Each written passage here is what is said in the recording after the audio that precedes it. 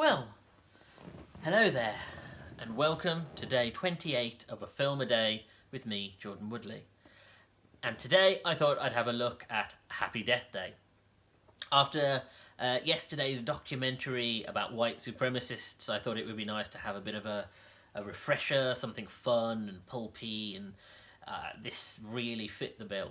And yes, I'm aware that a slasher film might not necessarily fit that criteria, but this film was very fun.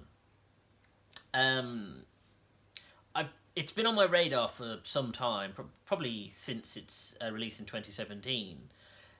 And it was one of those films that initially I thought it would be kind of rubbish and not really worth watching, and then as time passed I was aware that it actually had developed quite the cult following, and when its sequel came out I really started to feel bad for having not seen it in the first place.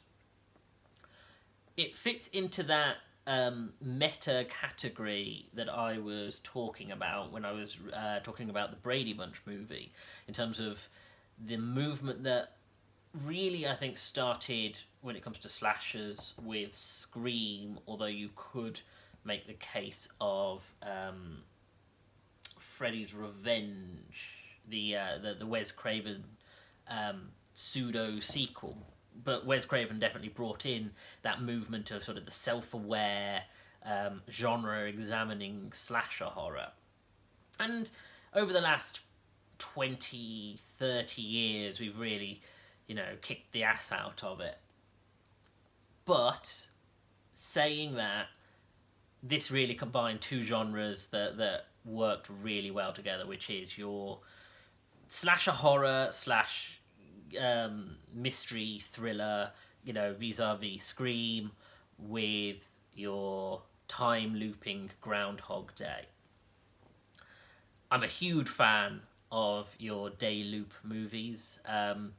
It's a strange subgenre, really, that you wouldn't think you could get more than one or two movies out of it, in the same way that you'd think you wouldn't get too much out of like a Freaky Friday film. I will circle back around to that later. But it's funny the different ways that genre can be examined. The idea of the looping day and the real character work that can be done with it. The director, Christopher Landon, it's funny really, because he has definitely had some major peaks and troughs when it comes to genre storytelling. I would probably he first came to my attention with the Paranormal Activity, the first film which he wrote and directed.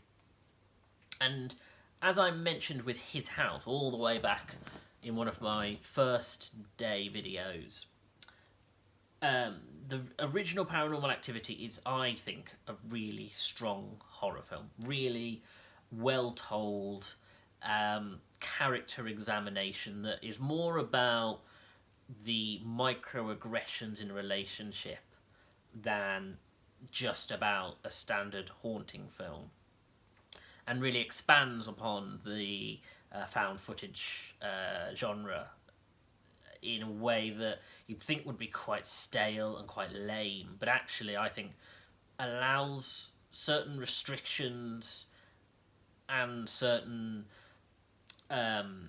fixed viewpoints in that cause the audience to have to focus on certain things. And I do think that first one is very good. And as I think I mentioned, the festival cut of it, where it has a very clear-cut ending, I think is probably the best version. Of course, as I mentioned previously, to expand the franchise, the sort of more theatrical cut has a much more open-ended finale, and of course leads into the sequels, which Christopher Landon was involved in producing, and I believe maybe the last two, where it really gets into the reeds, he was more directly involved with.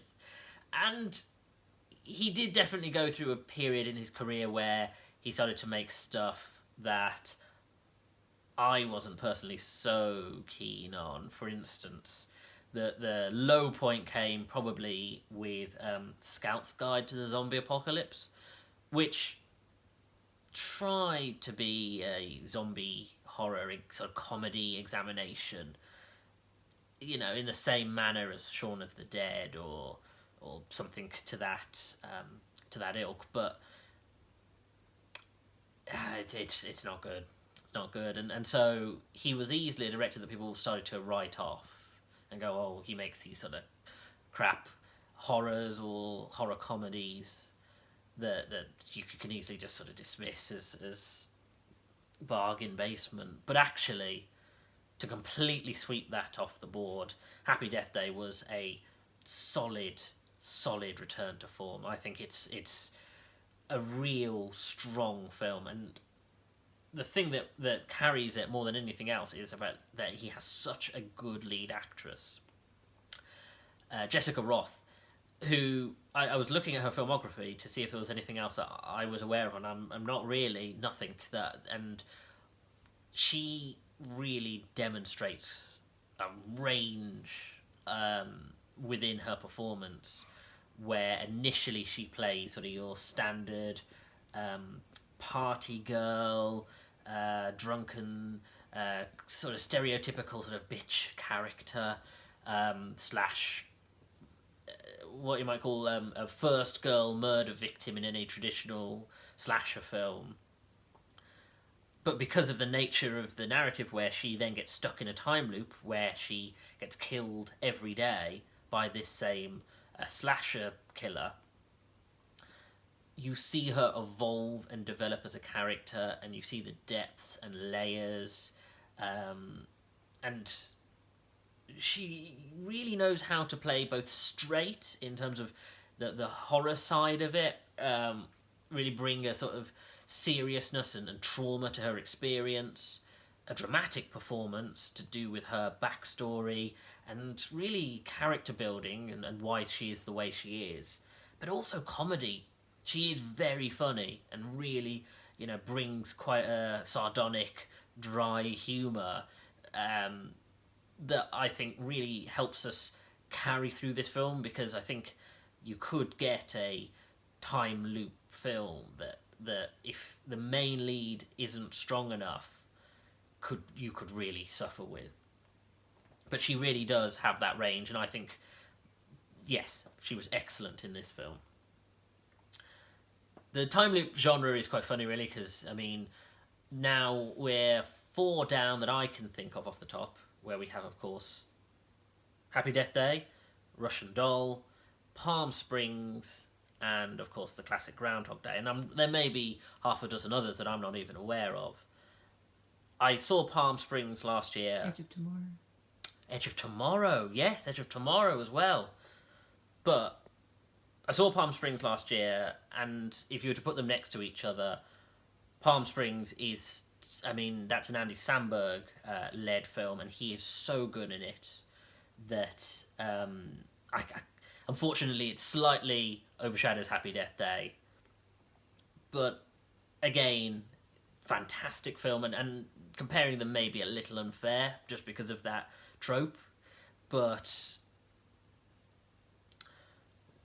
the one thing about Happy Death Day that unfortunately is its weakness is that it went for a 12A, PG-13, whatever, UK, US sort of release certificate. And unfortunately that means the actual slasher part of slasher isn't that strong. It's a lot of cutaways. It just lacks the grittiness or intensity as Scream did. Where Scream, though it was examining the genre, because of the nature of the brutality, maintained its authenticity. And I think that's the one side of Happy Death Day that doesn't work, is the fact that it just... I wish it was just that little bit grittier and bloodier. It just sort of loses that a little bit. But frankly, the rest of it makes up for that one weakness, and I genuinely think it's a really fun film, and I'm rather excited to watch the sequel. I'll hold off so I don't end up having this and the sequel sort of back to back in days, and I have quite a few films lined up, but I will definitely be watching this probably in the next couple of next week or so. Anyway, thanks for joining me. I'll see you again tomorrow. Take care.